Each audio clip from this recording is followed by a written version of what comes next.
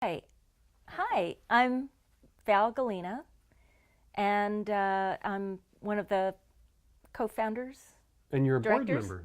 and board member of COPE, Project COPE.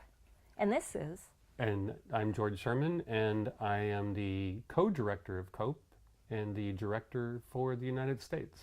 well, COPE is a project that was started several years ago to help a community, village in Chilapula community in Africa, in Zambia, the Chilapula village in Zambia, and to help lift them out of poverty.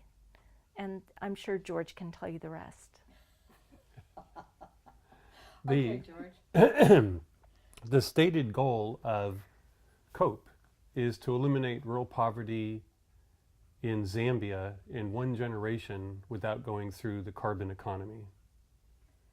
And what our goal is to raise incomes of rural communities to middle class Zambian levels, which is about $4,000 a year, without having to have them become Americans, meaning excessive consumption, damage to the environment. How could that be done sustainably? And that was and remains our goal. And we did an awful lot of research. We brought in a lot of consultants, and we've come up with a model that we think accomplishes that. That was uh, that was something that we started back in 2010, and we visited 3 villages, and what we did was we found a co-director in Zambia. His name's Victor Fury, and Victor was looking at the villages and had been working with them, and he found that the people in the village were excited and interested in developing further. Back when we had Earth Charter, they were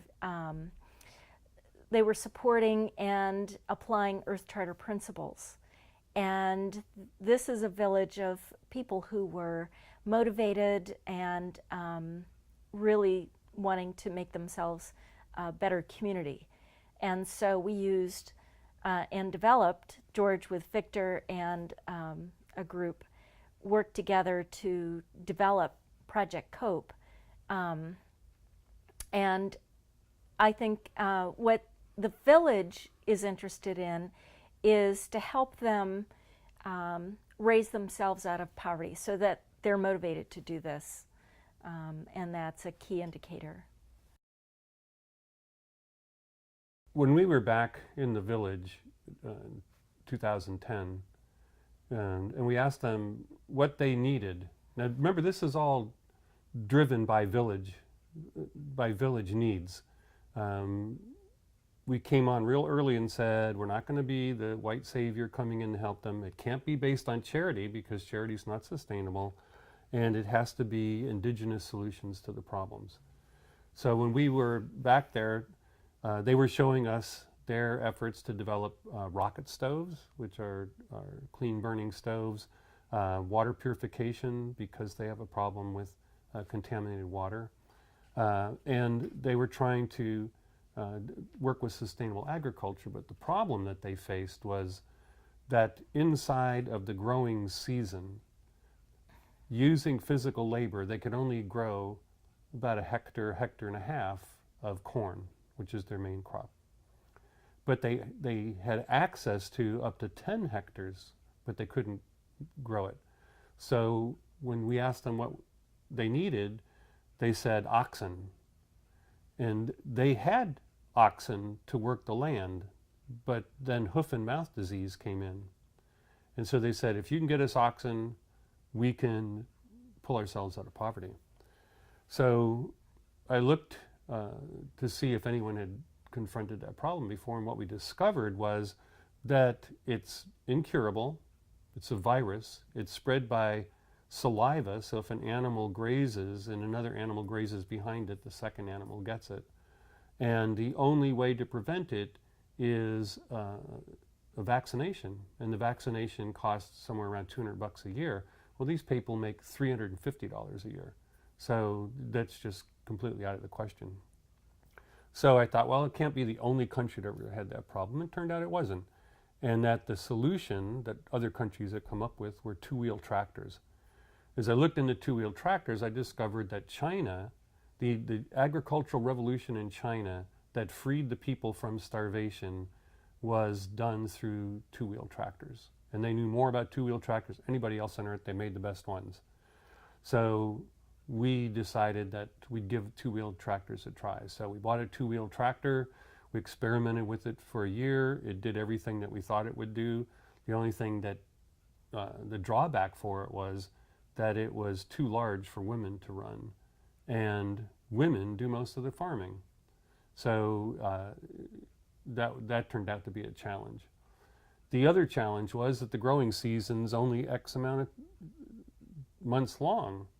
And so they had to grow everything within that amount of time because that was the rainy season where they had water. And then it got dry, and by dry I mean no rain at all for months on end. So we had two factors we had to solve. One, could we extend the growing season by growing other crops? And two, could we expand the amount of land through the use of two-wheel tractors? So we did a bunch of research. We found the tractors. We sent one of our board members, to training in South Africa on sustainable agriculture during the dry season. And we came up with a plan. And somewhere in here, Val met a lady from Michigan who taught at a school that was trying to expand their global ideas. And that school, well, you tell it. Okay. I'm a retired educator, but I am involved in character education. And I went to a conference and went out to dinner with a group of other women educators. And so we were sitting around talking, and somebody said, Val, why don't you talk about your Africa project? So I started talking about the Earth Charter principles and what we were doing and what the villagers were working on. And I was talking about the improvements in water purification and so forth. And the one educator became very excited, and she works at a school. She's a counselor at a school in Michigan. She said, you know, I have a teacher who's interested in working on a water project. They were working on the aspects of pollution and cleaning up the river that was very, very polluted, the Rouge River in Michigan, Detroit, Michigan. And they were looking at a global aspect of water purification and pollution. So what they did was they took that information, connected with George. So this is going to be a little bit of a ping pong where we describe the story, but the teacher and the students connected with George through Skype. And they Skyped George, and the students asked so many questions that they found out about tractors, that George was interested in helping them with their agriculture, which is somewhat connected to their water. But they talked to George from Michigan, and he got them excited about tractors, and the students voted. They decided they wanted to help out because they cared about the people. Now suddenly there's a shift in these students caring about the people who lived in the Chilapula village and the children, and them needing to go to school and needing water and needing food, and so through that the children decided to take action. And their motto is, I believe it's learn locally, act globally. And this Birmingham Covington School in Birmingham, Michigan, the students in the one classroom started working together on deciding what projects they could work on to raise money. And they got their parents involved, teachers started talking, and eventually the students, the teachers, the entire school, the school community, the parents, everybody, and local corporations got excited, and they started doing things to raise money. And they set a goal of $12,000 because that was the price of the two smaller tractors. And the children were very excited that women would be running the tractors, and they did things on their part to sell. They made and sold items. They created T-shirts. They went into the community. They begged, borrowed, and they came up with their goal of $12,000 within the school year, last school year. That's the 2013-2014 school year. And they presented us with a check of not only the $12,000, but there were anonymous donors. So the total amount was over $15,000. In the meantime, the teacher who started this went to a conference in Barcelona. It was the Microsoft Educators for Microsoft conference. And in Barcelona, the people who were listening to this project became very excited. Microsoft decided to get behind it. And they donated two, what were the names of the computers? Surface laptop computers to donate. They donated a solar charger, and I believe they donated some money towards it. Yep. So that's the funding that went behind the purchase. Yes. So George, what is happening now? Well, when the kids donated the money, it inspired other people to donate. And so we put a whole package together of training, the two tractors, the fuel, the fertilizer the fuel and fertilizer for 1 year. Because at the end of the year, they'll have enough money that they can do it themselves. It's sustaining.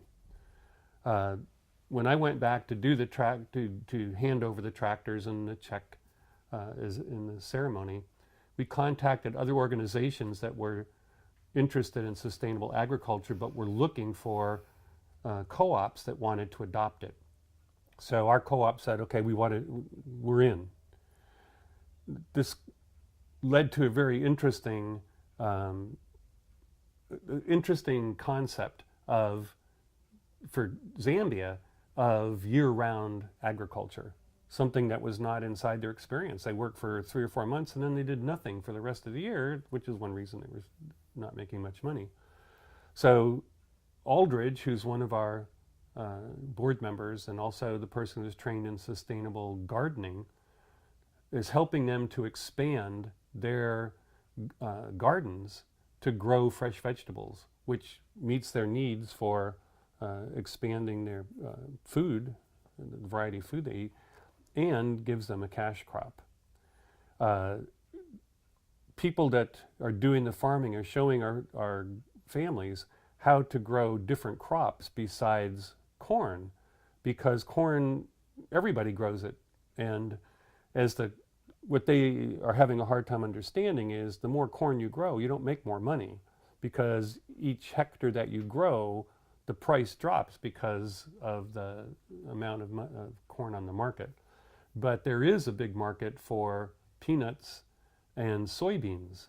And the advantage of peanuts and soybeans is that they fertilize the ground. And in fact, the kind of agriculture that they're doing is a strip of corn, a strip of peanuts, and a strip of soybeans, and they move over one row each year. So you don't have to leave the field fallow. And all of those crops have value, and they all come in at slightly different times. So it extends the amount of time that you're growing stuff. So between that and the gardening, now the other part of the gardening that's interesting is that the two-wheel tractor runs a pump, and the pump can pump water from this distant stream up to the village. So now they have access to irrigation water, but the gardening that Aldridge is teaching them uses very little water. So there's not enough there to do flatland agriculture, but there is enough to grow these specially designed gardens. So Aldridge is there for the follow-up. He went up there, gave them the first training 3 weeks ago, and then gave them a task to do in terms of preparing the ground and whatnot. And he also gave them materials to start. He's there right now as the follow-up to see how things are going, did they get the seeds in, and then taking them on the next step. So we're hoping that in the next couple of months, the first crop comes in. And then in October, they start getting the ground ready for planting. Actually, in November.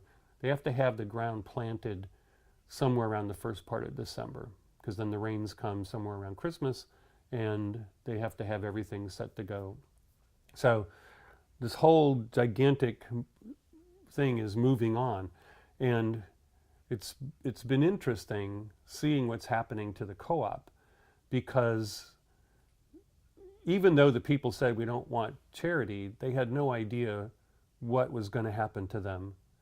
And suddenly they have people coming in saying, here, you have to change some of the ways you think about doing agriculture. You have to put in more work than you've put in the past. But the benefits are you're going to move into middle class income. And so it's caused them to reassess where they were. And I think part of it is that the rural people had a psychology of nothing we do is ever going to change. And suddenly they have some opportunities. And it looks like about half the co-op is saying, let's go do it. And they tend to be the younger people.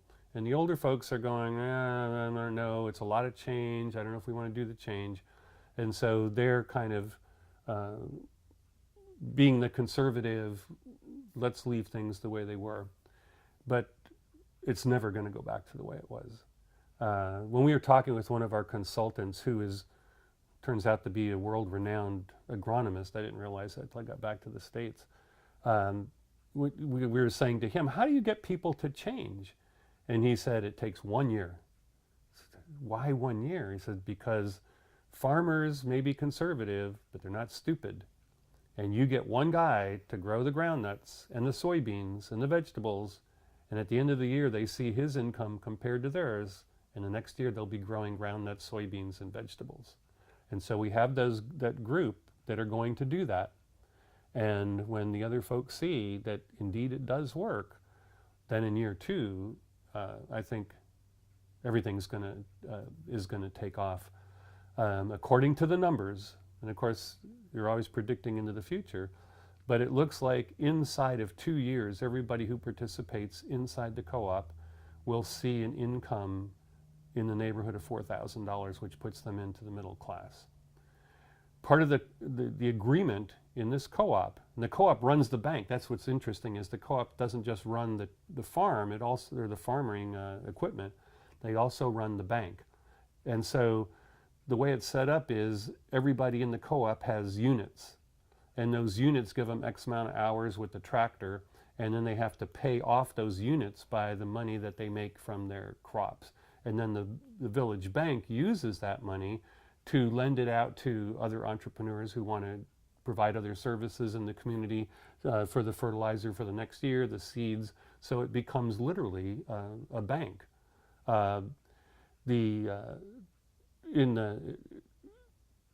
Thinking towards the future, to make this sustainable, they have to buy one tractor and provide the training for the next co-op over, so that each year the co-ops all buy a tractor for the next co-op.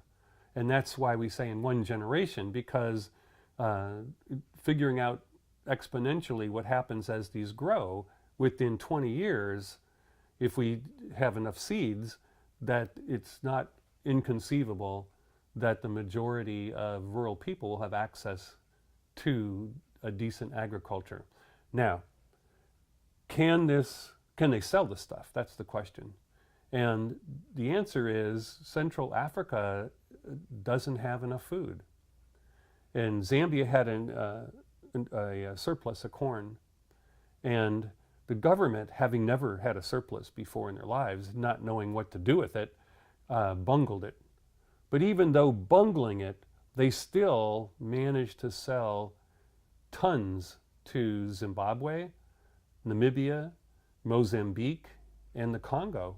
And they even used it in a negotiation with Malawi over access to the railroad that goes to Dar es Salaam. And suddenly all the people in Africa, Central Africa, are looking at Zambia, which has been the poorest country, as a possible breadbasket for sub-Saharan Africa. So the amount, everything that they can grow, they can sell, is basically what it's, and meet their own nutritional needs. So it looks like the possibilities are pretty amazing. Where we want to go next, Chongwei is where we are now, in Chilapula village. And they are a very rural farming community, no electricity, no paved roads, truly rural. Mansa, our other village, is being overrun by the local town. It's next to the mining district. And so the mining town is expanding and running over the village. And so what those people need and where we need to go with those people, we're still trying to figure out. They're still trying to figure out. And then our third village, Misei, in the Zambezi region, is, I mean, words cannot describe how rural they are. You can't even get to them for 3 or 4 months of the year because the river floods. So because of the flood, they're looking for rice. Well, it turns out the two-wheel tractors are used throughout Southeast Asia for growing rice. So it turns out that the model may indeed work for them, and that's somewhere down the road. Right now, we're not wanting to recruit anybody else any more Americans to support a village because we don't know it works. And we don't want to make promises that we can't keep. We don't want to become one of these NGOs that comes up with an idea and then goes out and sells it and turns out it doesn't work, but they can't stop doing it because that's what they get their money from. It's one of the things we wanted to avoid. So at the end of this year, so next spring, we'll know. We'll have the experience, we've got the tractors, we've got the people. We'll know if this in fact will work, and or what we have to change to make it work. And that's when we're going to expand to the next village project, which will be in the north central part of the country. So that's kind of where we're headed. I wanted to express the thanks and a shout out to the school in Birmingham for really, really caring about this group of people who are in such a rural position. The school, the children, want to raise hope. So they've termed what they're working towards is Project Cope Raising Hope. And they want that to be for a statement for the village so that they don't give up, because they do have a long road. You reminded me of one of the key parts of the program, which is people to people. Yeah. The kids in Birmingham have adopted the kids in Chilapula. And as a result, they've adopted the school that the kids in Chilapula go to. So when I was there, we gave the 2 Surface tablet computers to the school. And if I had descended in a spaceship and handed them the Surfaces, they would not have been any more surprised, because they just had no clue that such a thing even existed. And the commissioner, the local commissioner, kind of like the governor for that political unit, was there, and he was just saying, this is the kind of technology we need if we're going to get our schools going. Now, keep in mind that the closest cell phone signal to that school is 100 kilometers away under a tree. It's the only place they can get a signal. So when Victor's trying to get the teachers to email to the teachers in Michigan, they have to take the computer and go out underneath the tree with a dongle to catch the cell phone signal. There's no electricity at the school. When one of the things that COPE did, we found solar-powered lanterns, and they're literally inflatable. They're really cute. If you can see them on our website. But we gave them to the girls because one of the parts of our project is to empower women. That's why we wanted tractors that women could run. The girls don't get to study for their important tests till after all the chores are done. And at this time of the year in Zambia, the sun sets at 5:30, 6 o'clock. So they literally got through with work and it was dark, and it's impossible to read by a candlelight. So we gave them these lanterns to extend their day so they could study. And the commissioner, and he said this to the co-ops and he said this to the school, the future of Zambia is in the women. And if Zambia cannot figure out a way to make women inclusive inside of their country, then their country is not going to be successful. And so he held up the lanterns and he said to the girls, this is the equalizer. The boys go home and study, you go home and work, and then you study. Here's your ticket out. And then he said, this lantern is yours.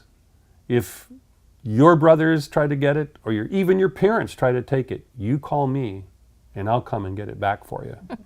So he was making it really clear. Well, the girls lined up in the main courtyard in the school to get them from the commissioner.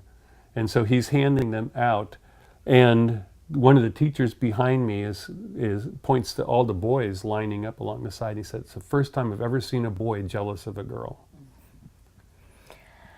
I'd like to add that in addition to the lanterns, that the school in Birmingham, their home ec class sewed pillowcase dresses. And what that meant was they took pillowcases and transformed them into clothing for the girls. And they had sewn, and these are children that have never sewn before, and they sewn these just beautiful 50, 54, 55 dresses that they made that George, and that they packed. They learned, the home ec teacher washed and ironed, and then the children learned how to pack the dresses so that George could take them.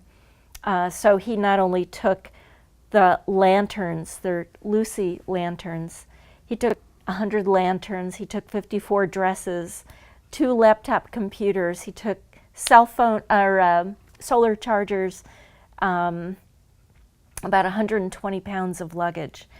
And it was all for the people in the village, part us, part the school, but importantly the check, so that the tractors were able to be purchased.